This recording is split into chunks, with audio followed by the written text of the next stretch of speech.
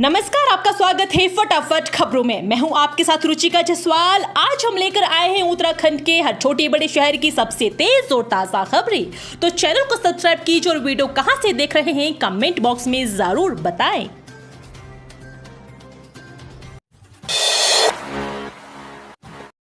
उत्तराखंड सरकार जल्द लॉन्च करने जा रही मेरी योजना ऐप। अब आपके हाथों में होगी सभी सरकारी योजनाओं की जानकारी।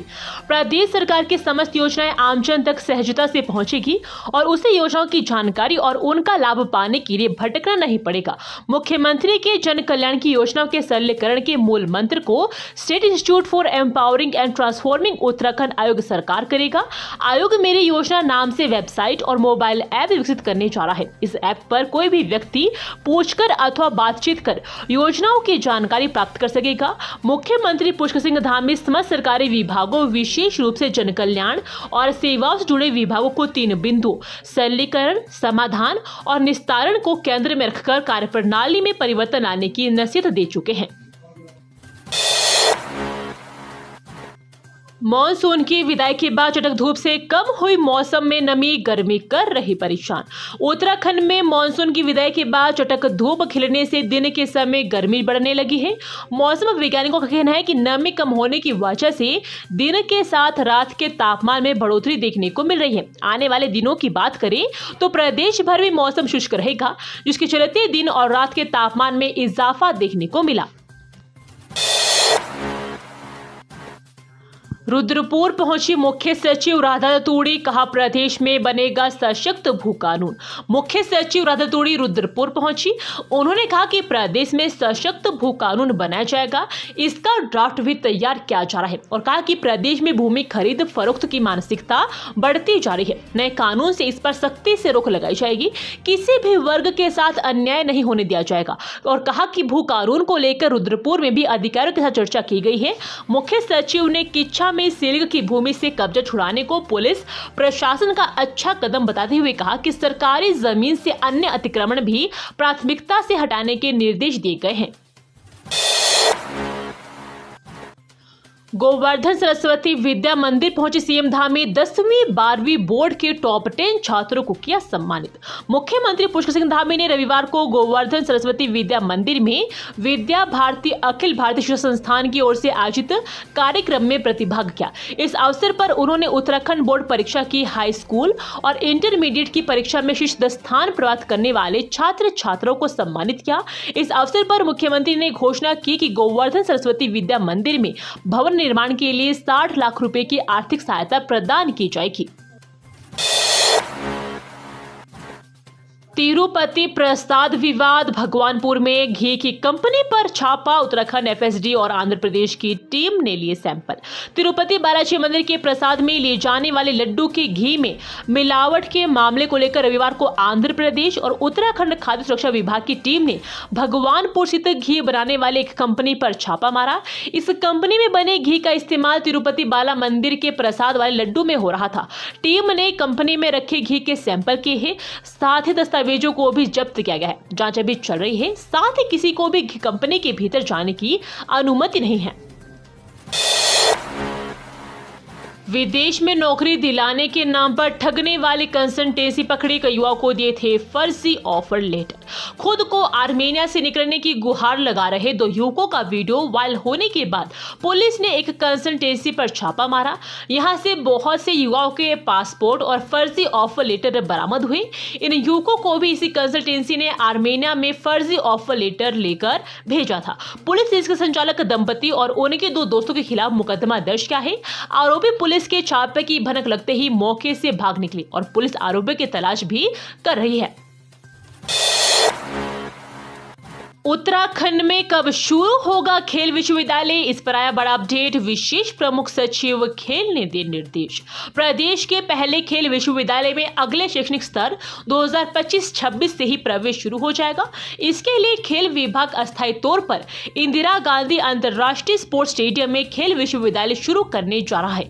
पहले चरण में BP-8 व स्पोर्ट्स संबंधी अन्य सर्टिफिकेट कोर्स संचालित किए जाएंगे।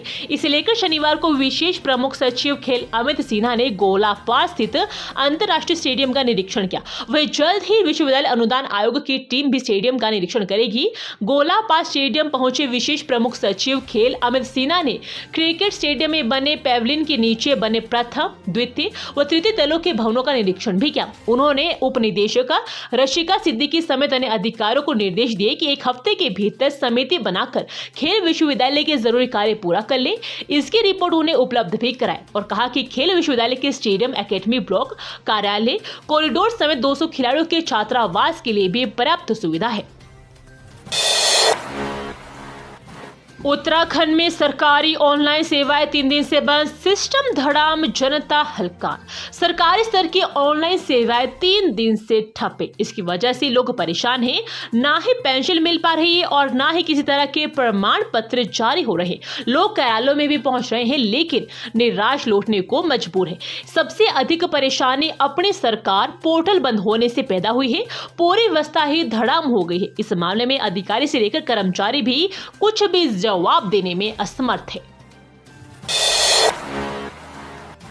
बाबा नीम करोड़ी के कैंची धाम से लौटे भक्तों संग गाड़ी में सवार हुआ अजगर पहाड़ से पहुंचा शहर। कैंची धाम से हल्द्वानी के लिए निकली सवारों से भरी केमू बस में अजगर भी साथ आ गया। यहां केमू स्टेशन पहुंचने के बाद पता चला कि चालक की पिछली सीट के नीचे अजगर बैठा हुआ था। इससे यात्रियों में हड़कंप मच गया। इस पर चालक धीरेन्द्र ने सूझबूझ का परिचय देते हुए एक एक कर सवारों को नीचे उतारा। फिर वन विभाग को फोन कर मामले की जानकारी दी। रेस्क्यू इंचार्ज राकेश सत्ती ने बताया कि तुरंत वनकर्मी रोड स्टेशन पहुंच गया, जिसके बाद अजगर को सुरक्षित पकड़कर गोलापार के जंगल में छोड़ा गया। उसकी लंबाई करीब 3 फीट थी, इसलिए वह हमला कर किसी को नुकसान पहुंचाने की स्थिति में नहीं था। हालांकि लोगों में डर का माहौल जरूर पैदा हो गया। चौखंबा शिखर के आरोहण को गए 3 और पर्वतारोही भी लापता। दल में शामिल थे 26 लोग। चौखंबा 3 शिखर के आरोहण को गई अमेरिका व यूके की 2 महिला पर्वतारोहियों का तीसरे दिन भी पता नहीं चल पाया। उन्हें सुरक्षित रेस्क्यू कर लिया गया है। वहीं बेस कैंप में ठहरे 3 अन्य सदस्य भी लापता बताए जा रहे हैं। पर्वतारोहियों की ढूंढ खोज के लिए शनिवार को वायुसेना के हेलीकॉप्टर से SDRF का दल चौखंबा 3 के बेस कैंप के पास उतरा गया, जो उनकी संभावित लोकेशन तक पहुंचने की कोशिश कर रहा है। गंगा में राफ्टिंग कराएगी उत्तराखंड की बेटियां, सीएम धामी के निर्देश पर मिला प्रशिक्षण। ऋषिकेश में गंगा नदी पर जल्द ही महिलाएं भी पर्यटकों को राफ्टिंग कराती नजर आएगी। पर्यटन विभाग ने इसके लिए 14 महिलाओं को white water river rafting guide का प्रशिक्षण दिया है। इनका पंजीकरण किया जा चुका है और जल्द ही ये महिलाएं इस क्षेत्र में अपना भविष्य बनाने पर उतर जाएगी। ऋषिकेश तेजी से राफ्टिंग के प्रमुख केंद्र के रूप में उभरा है। यहाँ हर वर्ष 5 लाख से अधिक पर्यटक राफ्टिंग के लिए आ रहे हैं। ये गतिविधि कारोबार के साथ ही अब रोजगार का भी जरिया बन रही है। प्रदेश में पहले केवल पुरुष ही राफ्टिंग गाइड के रूप में कार्य कर रहे थे। इस समय उत्तराखंड के साथ ही जम्मू कश्मीर और हिमाचल के युवा भी यहां राफ्टिंग गाइड के रूप में कार्य कर रहे हैं। ऋषिकेश ही नहीं, उत्तराखंड के एक और शहर में लहरों का रोमांच का सफर पहुंचते हैं विदेशी भी। भारत नेपाल सीमा पर शारदा की लहरों में रिवर राफ्टिंग का रोमांच शुरू हो गया है। नदी का जलस्तर कम होने और मौसम में बदलाव आने के बाद राफ्टिंग के लिए देश के विभिन्न स्थानों से पर्यटक आने लगे हैं। इन दिनों दिल्ली, लखनऊ, पीलीभीत, हल्द्वानी आदि स्थानों से पहुंचे पर्यटक नदी की लहरों से अठखेलियां कर रहे हैं। इसके अलावा मां पूर्णागिरि के दर्शन के लिए भी आने वाले श्रद्धालु भी राफ्टिंग का आनंद उठा रहे हैं। नालू पानी के पास अनियंत्रित होकर सड़क पर पलटा लोडर वाहन, बाल बाल बचे 2 लोग। गंगोत्री हाईवे पर सुबह एक लोडर वाहन हादसे का शिकार हो गया। नालू पानी के पास एक लोडर अनियंत्रित होकर सड़क पर ही पलट गया। हादसे में वाहन सवार 2 लोग बाल बाल बच गए। वाहन चालक पंकज ने बताया कि वह देहरादून से ट्रांसपोर्ट का सामान लेकर उत्तरकाशी जा रहे थे। तभी अचानक सामने से बस आ गई और ब्रेक लगाने पर वाहन मोड़ पर ही पलट गया, जिससे वाहन में भरा फर्नीचर निर्माण संबंधी सामान सड़क पर गिर गया। ये थी आज की फटाफट खबरें। हम मिलेंगे अगले बुलेटिन में, तब तक के लिए धन्यवाद। जय हिंद।